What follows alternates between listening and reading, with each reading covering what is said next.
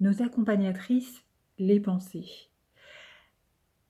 Quand on vit dans la tristesse, les reproches, qu'on se blâme pour, ne pas être à 100 avec ceux qu'on aime, quand on a perdu quelqu'un et qu'on pense plus à lui que, à ceux qui sont en vie, on a tendance à se blâmer pour ça et ça peut paraître un peu désarmant pour certains ou pour certaines.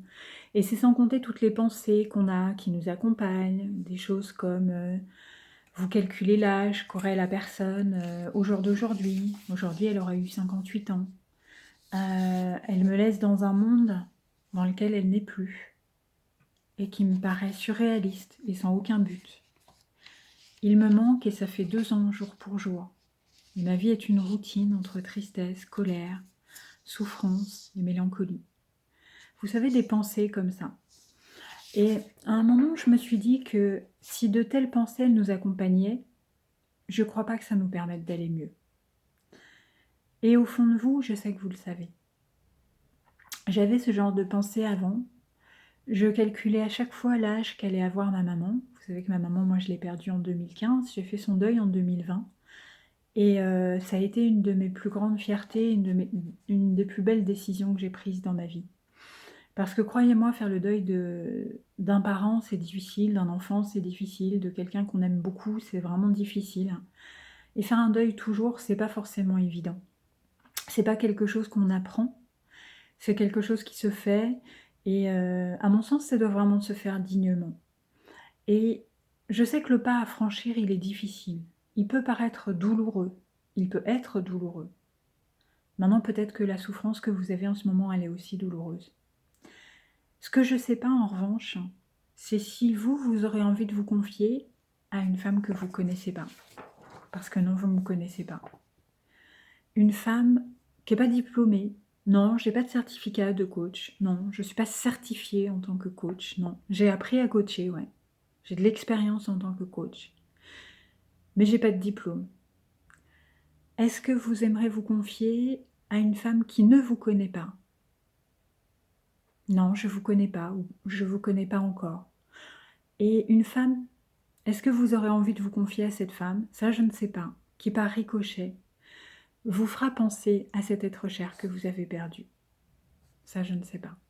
En revanche, ce que je sais, c'est que cette femme, vous pouvez apprendre à la connaître. Et je serais vraiment enchantée. Cette femme, elle est expérimentée.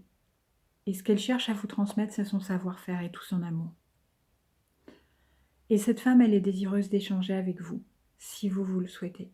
Et cette femme, oui, elle vous fera parler de cet être cher que vous avez perdu. Oui, je vous en ferai parler. Mais je vous en ferai parler avec amour et respect, et sans ressasser vos pensées. Et surtout, on va le faire avec légèreté et avec dignité. Parce qu'à mon sens, c'est comme ça que ça doit se faire un deuil. Avec dignité, avec empathie, avec unicité. Parce que chaque être est unique, et ça vous le savez. Vous êtes unique, et la personne que vous avez perdue, qui est là dans votre cœur, elle est unique également. Et à mon sens, un deuil, ça doit se faire avec dignité, avec empathie, avec unicité, intelligemment et avec légèreté. Et comme ça vous permettra de découvrir cette expérience unique d'intense libération. C'est comme ça que j'ai défini un deuil. Parce que pour moi, un deuil, c'est vraiment pouvoir vivre cette expérience unique d'intense libération. Parce qu'actuellement, la personne qui vous accompagne, c'est vos pensées.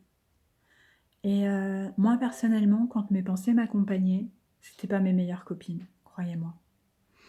Et elles m'ont pas mené ces pensées à une vraie libération intense. C'est pour ça que j'ai décidé de créer cet accompagnement personnalisé, qui est destiné aux femmes qui veulent faire leur deuil mais qui n'y arrivent pas toutes seules. Et afin que vous évitiez de ressasser ces pensées qui vous font du mal. Je le sais parce que je suis passée par là. Et ces pensées, on ne va pas vous les enlever. Vous allez les garder. Alors ça peut paraître contre-intuitif, hein, mais si vous allez les garder, moi je ne suis pas là pour enlever vos pensées.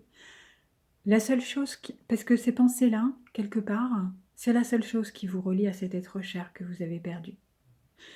Et je ne vais pas vous les enlever. Je ne vais pas vous enlever ce lien qui vous relie à cette personne-là.